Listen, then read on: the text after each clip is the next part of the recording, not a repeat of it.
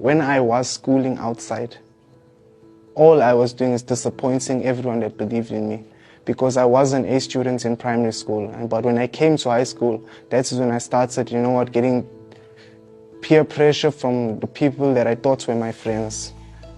I basically went against my own family. They lost hope in me. I started doing narcotics and going rebellious against my own family and actual true friends that were with me in the top 10 when I was still in the top 10. So I made a lot of mistakes, and then I never thought school would help me in any way. That's when I got expelled, and shortly afterwards, I got arrested and I came to jail. For my first year in jail, I didn't want to go to school, but then I got a call from my granny, and then she told me that, that she's very sick and she had a heart attack. And when I heard about a heart attack, I felt like, she's the only person that's actually ever truly loved me in my life. So now I have to do something to make her happy. And my granny, all she wanted for me was to get a matric certificate so that she can have peace in her life. So that is when I started, and I made sure that I got into school. I got back to where I left out in grade 11, because I got expelled in grade 11, and I continued onwards from there, studying every day. And what I learned most from studying is that you can't study alone. You must have someone that you can study with, other people that you can study with as a team.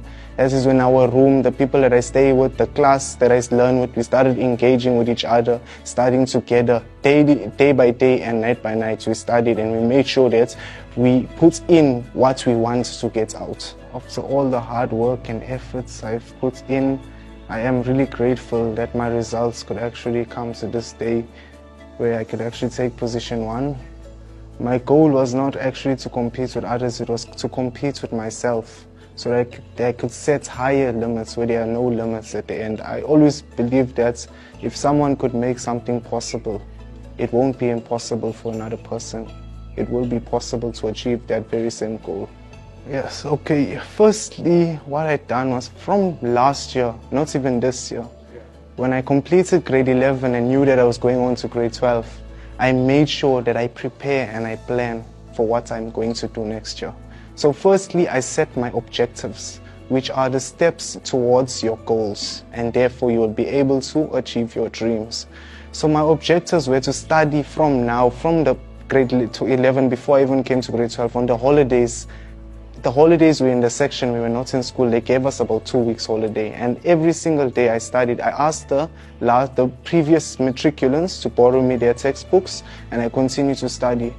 And I did research when I came to school. I started researching in the computer room on tactics to help me to study, because I also knew that, I want to achieve something that I don't even believe I can achieve, but I can't lose hope. I need to be confident.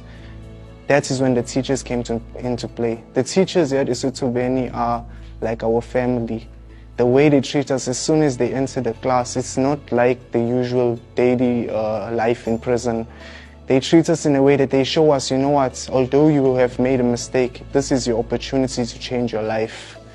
They guided us throughout the year. Even if you were troublesome in some way, they made sure to attend to you. They never left you out to continue with what you were doing. They always made sure that we are all going in the same direction as a class, as a team.